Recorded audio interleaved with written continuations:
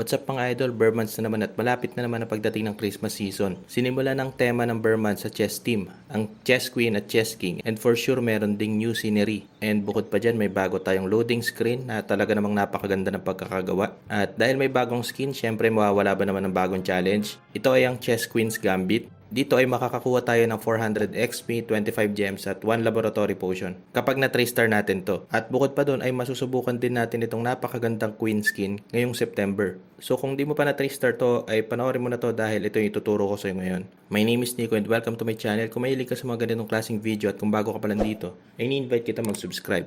Click mo na rin ang notification bell button para mag-updated ka sa mga next videos na i-upload ko. Kung sakali po na may mga ads na lumabas dyan sa inyong screen ay wag na wag nyo pong i-skip. Magiging malaking tulong po ito sa akin at sa ating channel. Maraming salamat po. So wag na natin patagalin, simulan na natin to.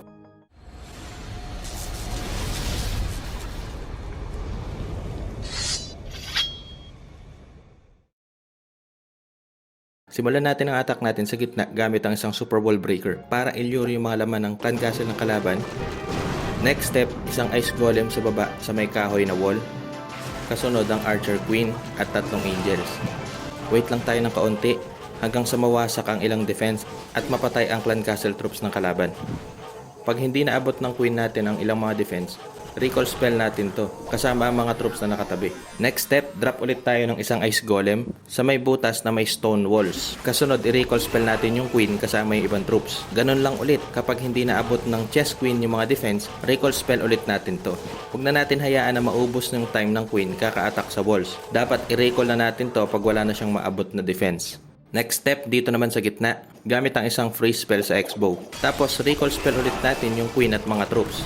Sa parang ito, para hindi masyado mahirapan yung HP ng queen natin, itank yung maraming defense. Para safe tayo, dapat naka-freeze yung X-bow. Sapat na yun para wasakin yung ilang defense at hindi na kaya ng X-bow na bawasan yung chess queen natin. Pag wasak na ulit yung mid part, recall natin ulit yung ating queen sa may butas sa 3 o'clock. Pag wasak ng defense, kagaya lang ng kanina, recall ulit natin. Tapos next step, rage spell muna tayo dito sa butas sa may pink walls, malapit sa archer queen ng kalaban. Pagkatapos ay recall spell natin ang ating queen, tapos dagdag tayo ng 3 angels para ma-ensure natin yung HP ng ating queen. Sapat na yun para wasakin ang queen ng kalaban, pati yung town hall. Next, super wall breaker naman tayo pa isa-isa para dumiretso yung queen natin papunta sa town hall. Now, pag nawasak na nito yung town hall, dediretso siya sa archer tower. At kapag nawasak na niya yung archer tower, recall spell lang ulit natin siya. Tapos i-recall spell natin siya dito sa may gold walls hanggang sa mawasak niya yung mga natitirang defense. Kung mapapansin mo, di na natin nagamit yung queen ability, poison spell at yung 3 super archers natin. Pero boom, 3 star pa din siya. Pwede mong gamitin yung super archers at poison spell kung maiiba ng konti yung timing at pagkakadrop ng iyong mga troops at units. I hope na sa pamamagitan nitong tutorial na to ay ma-3 star mo na din itong Chess Queen's Gambit at makuha mo na din itong mga rewards na to.